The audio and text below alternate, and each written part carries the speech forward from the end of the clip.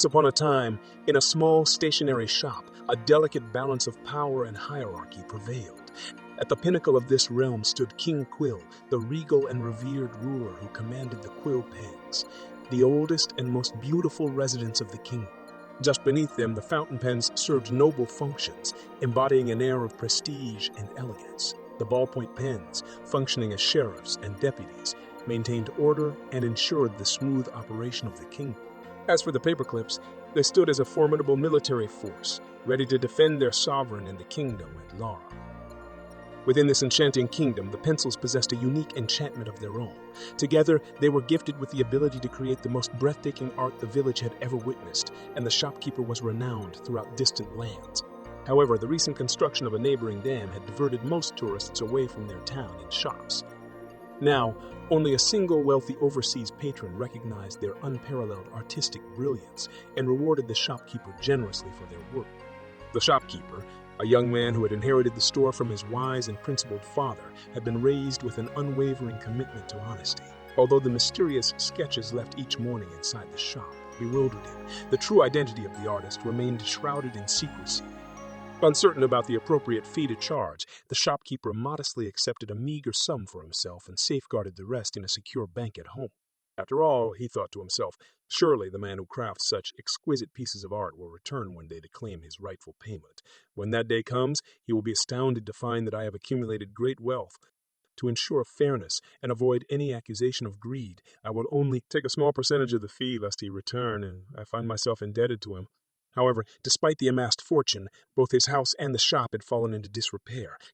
Compounding his troubles, he had received a notice from the village council indicating that his shop's taxes were long overdue, placing it in jeopardy of being seized. Determined to renegotiate their arrangement and reveal his amassed wealth, the shopkeeper devised a plan to spend the next night within the shop. Little did he know, the stationary kingdom itself was in turmoil. King Quill, ensuring that the pencils always looked to him alone for inspiration, had ordered them to gather before and after work, pledging their allegiance to the throne. He explained that his divine inspiration alone was the reason for the sketches and for the shop's continued existence. He also emphasized the importance of keeping the pencils separated from one another, believing that it would prevent any misfits from polluting the entire group. The pencils, filled with gratitude, burst into applause, acknowledging King Quill's leadership and their shared commitment to the kingdom. Meanwhile, the fountain pens, serving as messengers of the king, read aloud the rules that dictated the fate awaiting the pencils outside the shop's protective walls. They vividly described a life of being ground down by school kids or workers, trapped behind someone's sweaty ear all day, prone to breakage and chew marks, with erasers growing old and worn. The pens warned the pencils that straying from their designated path would result in a life forever chained to a bank teller's window, deprived of the warm touch of sunlight. Meanwhile, the fountain and quill pens reveled in the sunlight streaming through a skylight in the shop, living lives of decadence and luxury, while the pencil boxes remained overcrowded. King Quill privately decreed that 2 letters be produced before the shopkeeper's return the next morning. The first letter was to disclose 30% of the amassed wealth to sustain the shop for a few years, though it would not suffice for necessary repairs. The second letter was to remain hidden until King Quill's son ascended the throne.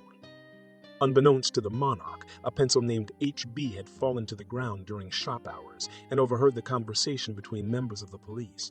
Empathizing with the shopkeeper's plight, H resolved to ensure the survival of the shop, even if it meant defying King Quill's decree. However, the word got out that H hadn't come back from work or attend the kingdom assembly. The ballpoint pens swiftly apprehended him, placing him in jail. H.B. found solace in his confinement, as it granted him close proximity to the palace. Their ceaseless chatter provided him with valuable information, allowing him to swiftly devise a plan. At the same time, the Royal Draft Commission, appointed by King Quill, toiled to complete the letters disclosing the amassed wealth before sunrise. Sensing an opportunity, H.B. ingeniously escaped from jail and reunited with the other pencils.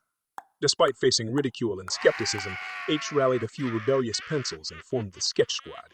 While the Royal Draft Commission struggled with their task, the Sketch Squad wove a captivating tale about an artist who had arrived in the village with nothing. The shopkeeper's father, moved by the artist's plight, provided him with pencils and paper, thus sustaining the artist's livelihood. The tale depicted the artist's rise to prominence, all while the shopkeeper endured hardship. When the artist returned after years abroad, he discovered the shop devoid of customers. In response, he compensated the shopkeeper with sketches in lieu of payment. As the sketch neared completion, H remained uncertain about the location of the second letter. Determined to stay hidden, discover its whereabouts, and finish the sketch before sunrise, HB established a network of bandits. The paperclip military dutifully delivered the first letter beneath the mail slot, and Hebrew discreetly followed them to the second location, with his second-in-command trailing closely behind. The Royal Draft Commission placed the letter in an unused, dusty table before turning back. Just as they spotted H, he sprinted toward his comrade, speaking in a coded language. Unfortunately, the Draft Commission captured him before he could reach his ally, promptly escorting him to the dreaded back-to-school aisle.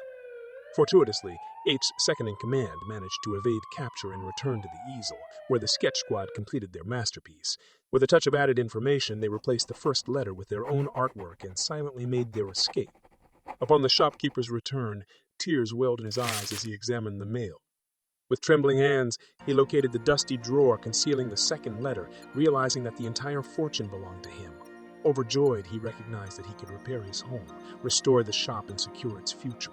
Surveying the sketch, a puzzled expression crossed his face. Immediately, he sought out the sacred pencil within the back, to school section, placing the pencil in a glass case next to King Quill's quill pen on the skylight.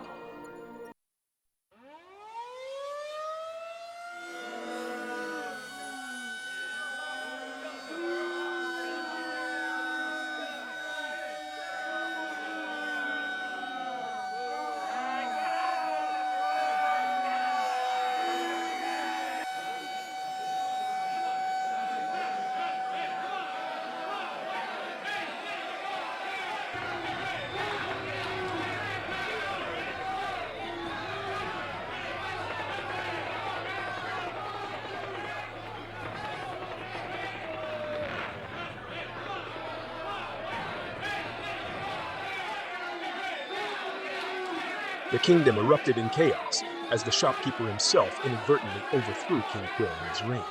In the midst of the upheaval, a man with a wide-brimmed hat entered the shop and picked up King Quill from its majestic case. Delighted, the shopkeeper finalized the sale, further marking the end of King Quill's reign. Amidst joyous celebration, the pencils and erasers decided to create one final sketch. They found the largest canvas available and lovingly portrayed the shopkeeper as the man he was destined to become, a prominent and wealthy yet humble custodian of the shop. And so, within the once troubled stationery kingdom, a renewed sense of hope and prosperity bloomed. The shopkeeper's newfound fortune breathed life into the shop and his home, restoring them to their former glory. And with their new king, the pencils and pens embraced a future filled with promise and creativity.